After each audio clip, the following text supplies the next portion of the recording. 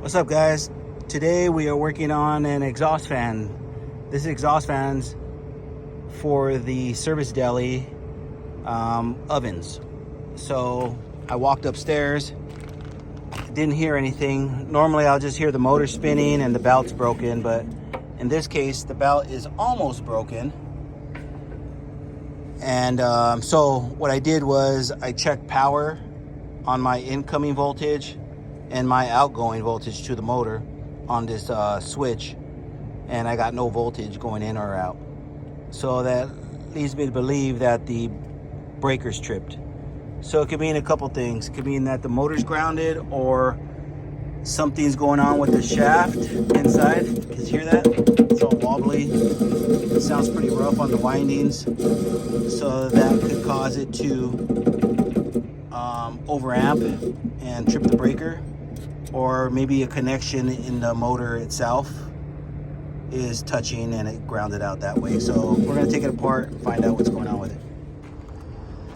All right, took the motor out, took it apart.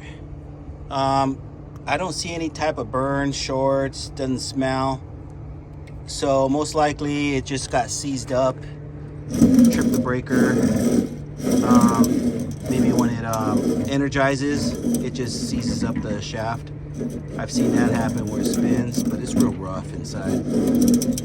When there's no power, it spins, and then when there's power put on there, it doesn't move anywhere. So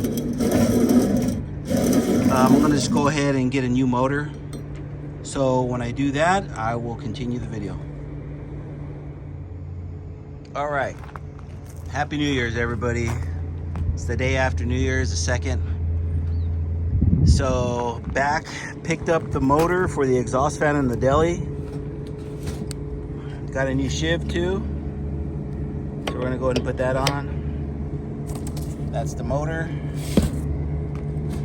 And that's perfect size because we have a small compact space to put it in. I'm gonna put some new screws in here, but I gotta make sure I pick the right size. And here it is. We're gonna go ahead and get started. So let me go ahead and install it. Unfortunately, I won't be able to record while I'm installing because I'm not set up that way, but here we go. All right, so what I had to make a little bit of changes to the motor because this is a dual voltage. It's 115 volts and 230 volts. So I'm going to be using the 230. This is a single phase motor right here on top, but I have a 3-phase wire coming in, so I'm just going to eliminate one of the wires. And then so in order for me to adjust this motor set this motor up for single phase 230, what I had to do was I had to move the blue wire to number 5, which is, I don't even know if you can see it, but it's this blue spade connector here. I had to put that to 5, and I had to put the white one to 3, so I can go ahead and convert this motor to 230, and then I'll put my connections on L1, which is this empty terminal, and then this is L1 on this terminal, and this is L2 on this terminal. So I'll go ahead and make my connections now. All right, got the wiring complete. Was a little bit of a pain, but I got it complete. Got the black L1, the red L2, got my ground connected, and then I'm gonna put this, keeps sliding down. I had to adjust the wire a little bit. Just slide that on there, screw that in, and then I'll put the cap on for the electrical cover, which is this right here. Got it in my hand. So I'm gonna put that on, mount it, and then I'll mount the motor. All right, got my wires all wired up, motor mounted. Just got to tighten these up right here. Put all new bolts and nuts there with some washers. Got my shiv on there. It's nice and tight. Measured it up with the belt, so I'm gonna install the belt once I'm done. I also disconnected the white wire down here on the actual switch, so it won't get in use at all. so there'd be no power going into the motor at all from that wire, just in case of a rub out or whatnot. So